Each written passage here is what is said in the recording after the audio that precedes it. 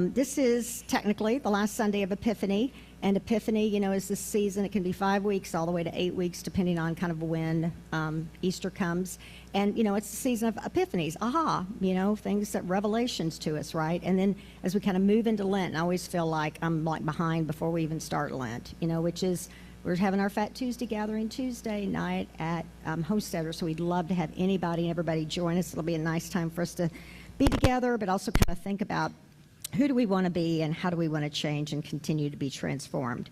So one of my epiphanies has been this idea around patterns and how, you think about like the idea of foundations. We all know lots of people who've grown up with really firm, strong foundations, and then, they end up really struggling. And some of that's because as important as a foundation is, we also have a lot of patterns that impact our lives from a lot of different sources, kids, other friends, other things, our own country, the way we've been patterned now to just scroll. And some of these things are just very unexamined.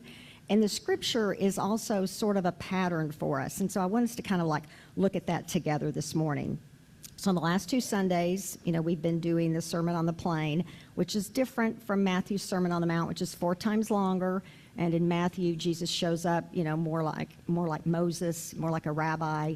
Matthew's the most Jewish. We talked about Luke being, it's a level place. Kind of Luke is kind of considered more the social justice gospel. And then the last 2 weeks ago, we talked about how there's also this kind of muscular masculinity in there. So it's like Luke is confused. Is he really for the empire? Is he really for everybody? Which, points to some of our own confusion at times too. And then last week, we talked about the loving your enemies and doing good to those who hate you. And this kind of, how is it that we love that way, like Jenna expressed so beautifully in a really free way. So now we come to this ending part, which this is probably like a collection of things that Jesus said and did and that were just brought together. So it's like kind of almost like a lot of truisms stuck together. He also told them a parable. Can a blind person guide a blind person? Will not both fall into a pit? A disciple is not above the teacher, but everyone who is fully qualified will be like the teacher. Why do you see the speck in your neighbor's eye, but do not notice the log in your own eye? Or how can you say to your neighbor, friend, let me take out that speck in your eye, when you yourself do not see the log in your own eye? You hypocrite, first take the log out of your own eye, and then you will see clearly to take the speck out of your neighbor's eye.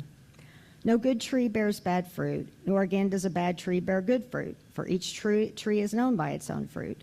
Figs are not gathered from thorns, nor are grapes picked from a bramble bush. The good person out of the good treasures of the heart produces good. The evil person out of evil treasure produces evil.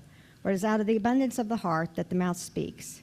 Why do you call me Lord, Lord, and do not do what I tell you? I will show you what someone is like who comes to me, hears my words, and acts on them. That one is like a person building a house, who dug deeply and laid the foundation on rock. When a flood arose, the river burst against that house, but could not shake it, because it had been well built. But the one who hears and does not act is like a person who built a house on the ground without a foundation. When the river burst against it, immediately fell, and great was the ruin of that house.